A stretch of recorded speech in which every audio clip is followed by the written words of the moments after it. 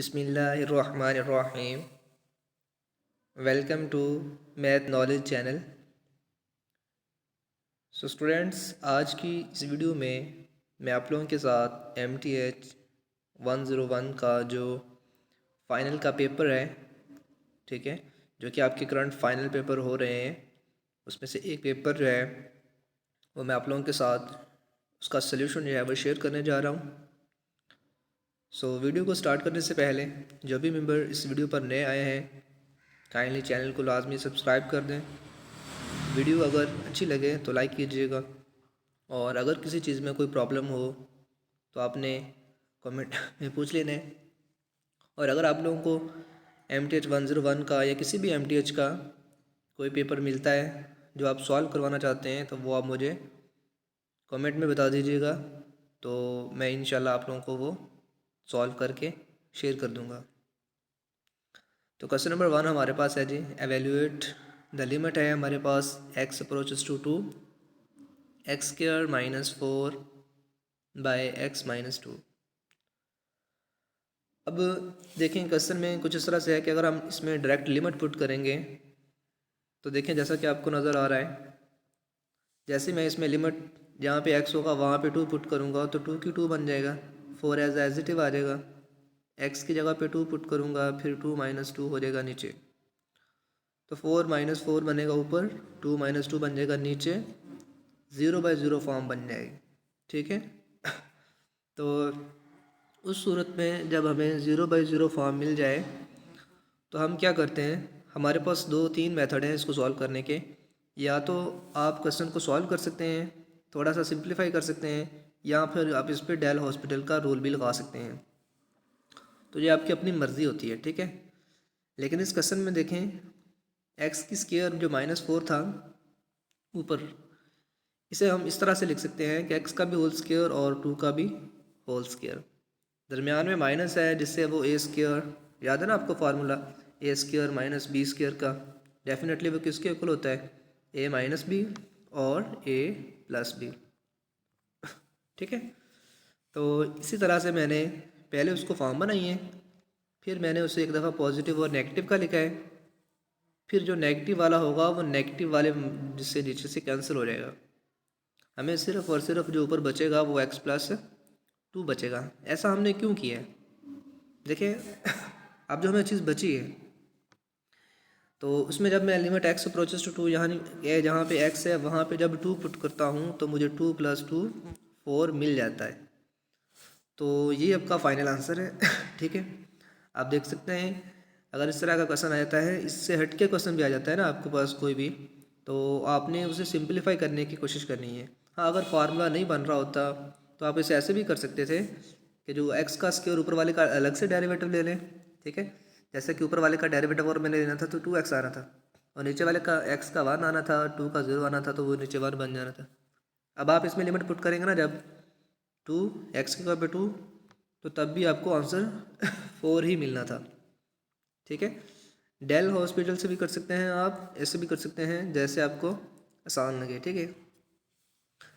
तो नेक्स्ट था हमारे पास क्वेश्चन नंबर 2 के इन्फिनिटी टू 0 है हमारे पास, और फंक्शन हमारे पास है जी 1/2x - 1 का क्यूब dx। हमने इसको इंटीग्रेट भी करना है और लिमिट भी अप्लाई करनी है। मैंने सबसे पहले क्या किया है, जो नेगेटिव पावर बटे में थी ना, पॉजिटिव थी, मैंने पावर को ऊपर लेके आया हूँ तो वो नेगेटिव का हो चुका है, ठीक है, -3 हो चुका है। तो फिर उसके बाद अब आप देख रहे होंगे कि ये 1/2 कहाँ से आया और ये 2 कहाँ से आया। तो स्टूडेंट्स, हमारे पास जो हम सिंपल कहते होते हैं ना कि हमारे पास अगर x की 2 की इंटीग्रेशन हो, हम क्या देते होते हैं जी कि x की 3 कर दें बटा 3 कर दें, यानी कि पावर इंक्रीज़ कर दें, वही पावर नीचे लिख दें। ऐसा बेसिकली हम तब कर रहे होते हैं जब साथ उसका डेरिवेटिव मौजूद होता है। सिंपल x है ना, जो भी पावर ऊपर छोड़े उसको, x का डेरिवेटिव 1 होता है जो कि साथ होता है, हमें नज़र नहीं आता, तभी हम पावर इंक्रीज़ करते हैं।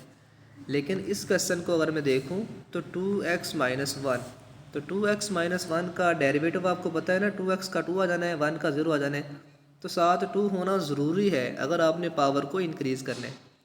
तो मैंने साथ लिख भी दिया और डिवाइड भी कर दिया। फिर मैंने पावर को इंक्रीज़ कर दिया ठीक है, -3 में भी 1 ऐड कर दिया, वही चीज़ बटे में लिख दी है।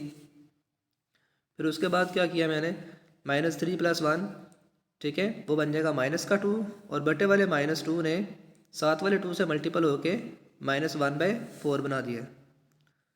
उसके बाद मैंने यही नेगेटिव पावर जो थी -2 बटे में करके इसे पॉजिटिव पावर कर लिए। फिर मैं अपर लिमिट और लोअर लिमिट, अब मैं लिमिट पुट करने जा रहा हूँ। ये 1/4 वैसे का वैसे आ रहा है माइनस का, ठीक है, और एक दफ़ा जहाँ पे x होगा वहाँ पे 0 पुट कर दिया, फिर फार्मूले की माइनस, फिर जहाँ पे x है वहाँ पे लोअर लिमिट यानी कि इन्फिनिटी पुट कर दी। उसके बाद क्या किया मैंने, मुझे पता है 2 से मल्टीपल होगा 0, तो वो 0 रह जाएगा, 0 -1 -1 का स्क्वायर 1, 1/1 1। तो बटे में अगर इन्फिनिटी आ जाएगा सारा कुछ इन्फिनिटी हो जाएगा। किसी भी चीज़ का बटा अगर इन्फिनिटी हो तो वो हमारे पास इक्वल टू 0 होती है, ठीक है। तो इस तरह से 1 बचा सिर्फ, और 1 ने फिर मल्टीपल होना है -1/4 से, तो वो -1/4 ही फाइनल आंसर होगा, ठीक है। तो इस तरह से ये क्वेश्चन ख़त्म हो जाता है। नेक्स्ट क्वेश्चन नंबर हमारे पास आ जाता है जी 3। तो क्वेश्चन नंबर जो 3 है हमारे पास, उसमें ये था कि फर्स्ट जो 6 टर्म है ना आपके, उनका सम निकालना है आपने। 6 टर्मों का सम निकालना है। कैसे निकालेंगे आप जी, तो देखें आपने क्या करना है, आपने सबसे पहले इस टर्म को देखेंगे, ठीक है। कौन सी टर्म को देखेंगे जी, कि ये हमारे पास क्वेश्चन में है क्या, ठीक है। तो अगर हम यहाँ पे क्वेश्चन में देखें तो हमें दिया गया है कि समीशन k = 1 to 6 k का स्क्वायर। अब इसमें सम भी निकालना है, क्या करना है, इस तरह की चीज़ को कैसे सॉल्व करना है, तो बड़ा ही आसान काम है। आपके पास क्वेश्चन जो है वो सिर्फ यही है, k का स्क्वायर। ये जो सिग्मा नज़र आ रहा होता है ना आपको क्वेश्चन के साथ, इसका मतलब ये होता है कि आपने दरमियान में जमा लगानी है, ठीक है। किसके दरमियान में जमा लगानी है जी, और कहाँ तक लगानी है, वो बताने के लिए आपके पास ये चीज़ होती है कि k = 1 to 6। यानी आपने करना क्या है, ये जो आपके पास k गिवन है, एक दफ़ा आपने यहाँ पे 1 पुट करना है, जो पावर है ना 2 वो वैसे की वैसे आ जानी है, फिर दरमियान में प्लस लगाना है। फिर आपने k की जगह पे 2 पुट करना है, पावर वैसे की वैसे आ जानी है। फिर आपने k की जगह पे 3 पुट करना है। फिर आपने 4 कहाँ तक पुट करना है, जहाँ तक वो कह दे। उसने 6 तक कहा था तो हमने 6 तक पुट करना है। और दरमियान में प्लस हम क्यों लगा रहे हैं, क्योंकि वो सिग्मा है हमारे पास, ठीक है। तो वैल्यूज़ पुट करनी है, फिर उसके बाद आपने क्या करना है, इनको सम कर लेना है। कैसे करेंगे, 1 का स्क्वायर 1, 2 का स्क्वायर 4, 9, 14 एंड 25 एंड 36। इन तमाम को जमा करने से आपके पास जो भी आंसर बनता है, ठीक है, आई थिंक 91 ही बन रहा था, तो यही आपका फाइनल आंसर होगा। अगर इसके अलावा कोई क्वेश्चन आ जाता है पैटर्न, मतलब कि के स्क्वायर प्लस 1 आ जाता है, ठीक है, और आ जाता है के स्क्वायर प्लस 1 कर ऐसे आ जाता है, तो फिर भी आपने कुछ भी काम नया नहीं करना। आपने फिर भी वही काम करना है, के की जगह पे 1 पुट करना है, उसका स्क्वायर 2 पुट करना है, उसका स्क्वायर यानी कि 1 का स्क्वायर प्लस 1, ठीक है, ऐसे करना, फिर ये टर्म कमल हो जाएगी। फिर आपने जब 2 पुट करना है तो फिर आपने क्या करना है, 2 का स्क्वायर प्लस 1, फिर ब्रैकेट बंद कर देनी, इस तरह से लेते आना है।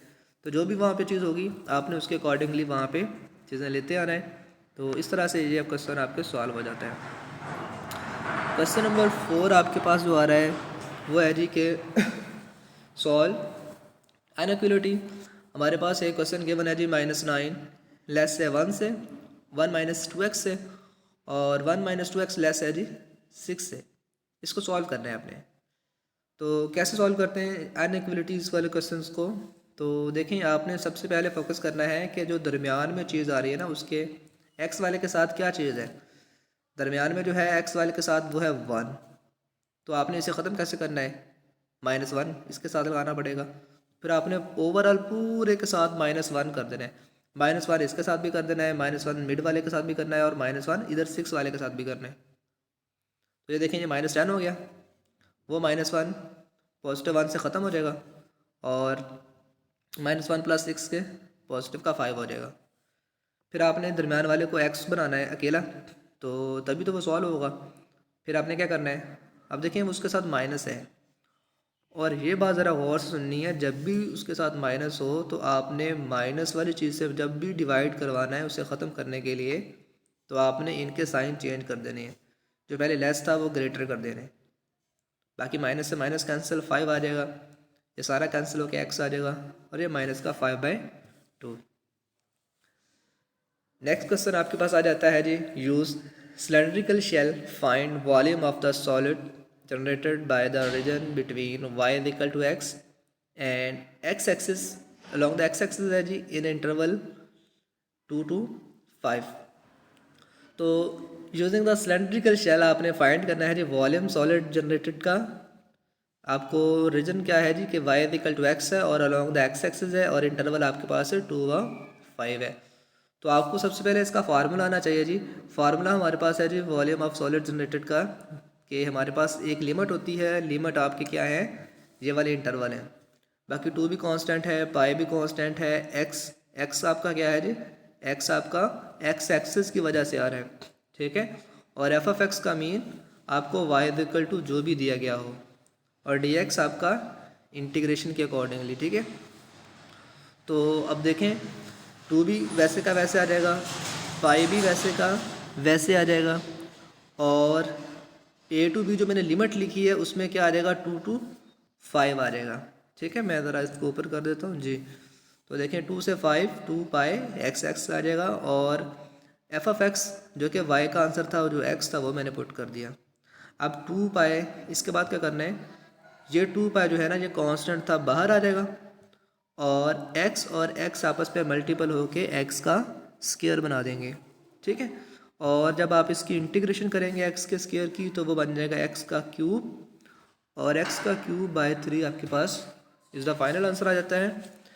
तो इसके अलावा फिर हमारे पास क्या आ जाएगा जी, हम इसे फर्दर जो है वो सॉल्व करेंगे, तो उसके साथ हमें जो 1/3 था वो मैंने 2 पाई के बटे में ले जाना है, और एक्स क्यूब की जब मैं इंटीग्रेशन करूँगा स्क्वायर की, तो वह एक्स जो क्यूब आया था उसमें upper limit minus lower limit, ठीक है।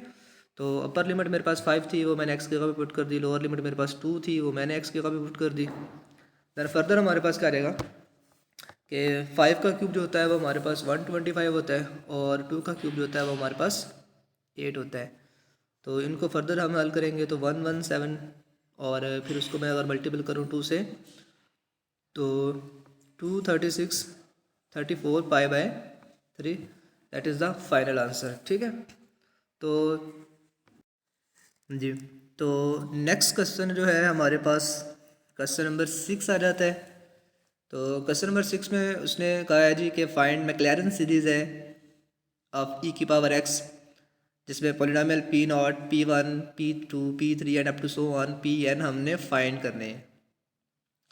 मैक्लैरन सीरीज़ होती क्या है, तो उसके लिए हमारे पास एक फंक्शन होना चाहिए जिस पे हम उसकी सीरीज़ बना देते हैं ठीक है। तो कैसे बनाते हैं जी, हमारे पास जो भी फंक्शन होता है हमने क्या करना है, हमने उसमें ज़ीरो पुट करना है, ठीक है, उसका पहला आंसर होगा। फिर हमने x के साथ उसके पहले डेरिवेटिव में ज़ीरो पुट करना है, फिर हमने x² 2 फैक्टोरियल के साथ उसके दूसरे डेरिवेटिव में ज़ीरो पुट करना है, and up to so on n तक। तो सबसे पहले हम फंक्शन में जो रिक्वायरमेंट है, जैसे कि मैंने कहा था कि आपने फंक्शन में जहाँ पे x है वहाँ पे ज़ीरो पुट करना है, तो किसी भी चीज़ की पावर अगर मैं ज़ीरो पुट करूँ तो मुझे 1 मिल जाएगा, यानी इस पोर्शन का आंसर मेरे पास 1 होगा। फिर अगर मैं इसका डेरिवेटिव लूँ, e की पावर x एक वाहिद फंक्शन है जिसका डेरिवेटिव भी वही है और इंटीग्रेशन भी वही होती है, तो जब फिर वैसे का वैसे रहेगा। फिर जब मैं x की जगह पे ज़ीरो पुट करूँगा मुझे फिर आंसर 0 मिल जाएगा, दूसरा डेरिवेटिव लूँगा तो तब भी 0 बन जाएगा, ठीक है। तो हर एक आंसर 1 1 आता जा रहा है। इसका मतलब ये हुआ कि ये यहाँ पे क्या आ जाएगा, 1 पुट हो जाएगा, बाकी इसके अलावा जो भी पोर्शन होगा ना वो वैसे आ जाएगा।